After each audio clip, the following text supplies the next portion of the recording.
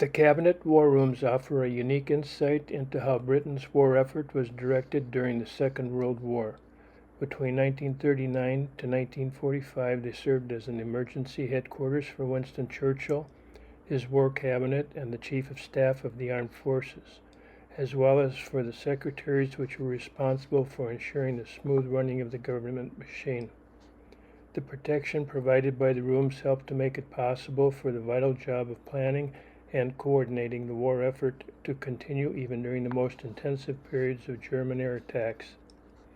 Built between 1898 and 1915, this building, known as the New Public Offices, had a steel-framed structure and so offered better protection against the effects of bombing than older government buildings in Whitehall.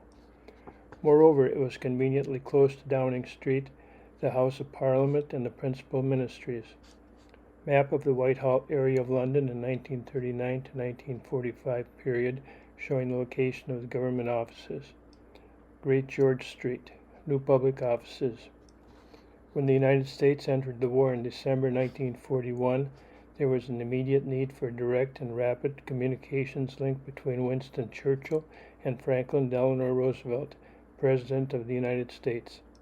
However, it was not until the autumn of 1943 that a really secure radio-telephone link was established between London and Washington. The key to the new system was a scrambling machine developed by Bell Telephone Laboratories in the United States.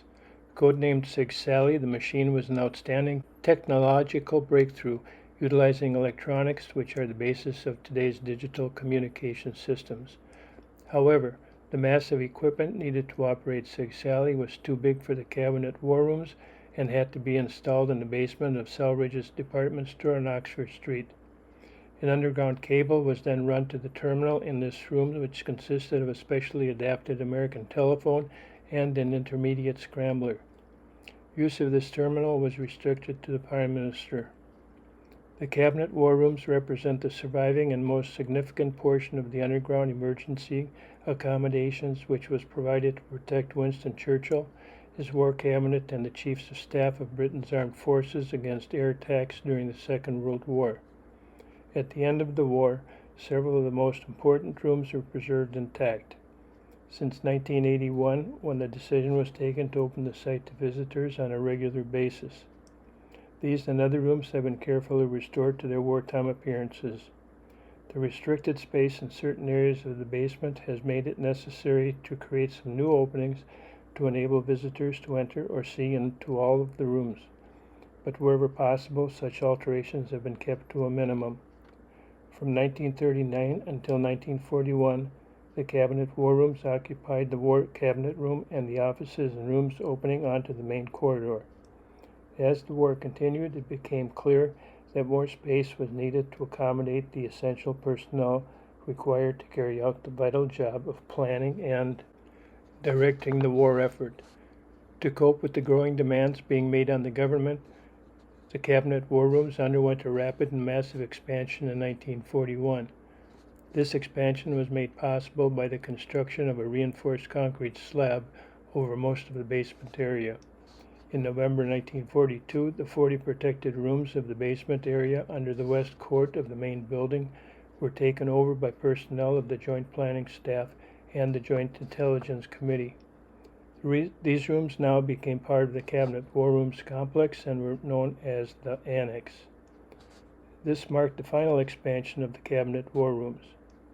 The Joint Planning Staff, which had occupied 5 rooms in the Southern Suite in July 1940, were one of the most important users of the Cabinet War Rooms. Originally concerned with planning Britain's war strategy, their responsibilities gradually increased to cover operational and intelligence planning. The expansion allowed the sub-basement below to be used as sleeping quarters for junior staff. Known as the dock, the sub-basement was a warren of low, cramped, stuffy corridors and rooms. Those lucky enough to have alternative accommodations in London often preferred to take their chances with German bombs than to sleep down there. During the winter of 1940, the decision was taken to install a new reinforced concrete protective slab over the Cabinet War Rooms. The slab was also extended over a large area of the rest of the basement. Not only did the slab provide improved protection against bombs, but it also allowed the cabinet war rooms to expand into the new protected accommodations which it created elsewhere in the basement. To create the slab, the subground floor above the basement was filled with reinforced concrete. Rolled steel joists supported by brick piers in the basement corridors were installed above the existing ceiling of the basement to form the base for the concrete slab. The slab itself, which was 3 feet thick, was reinforced with layers of steel rails and trampolines. All of these features can be seen in the exposed section of the slab above. Throughout the Second World War, the map room officers played the movement of Allied merchant ship convoys across the oceans and seas of the world. The daily portions of individual convoys were recorded by the insertion of colored pins in the map. And the great many of the pinholes which accumulated along the major shipping routes has created a remarkable visual record of Great Britain's wartime supply lines. Visitors can see the original convoy map on the south wall of the map rooms.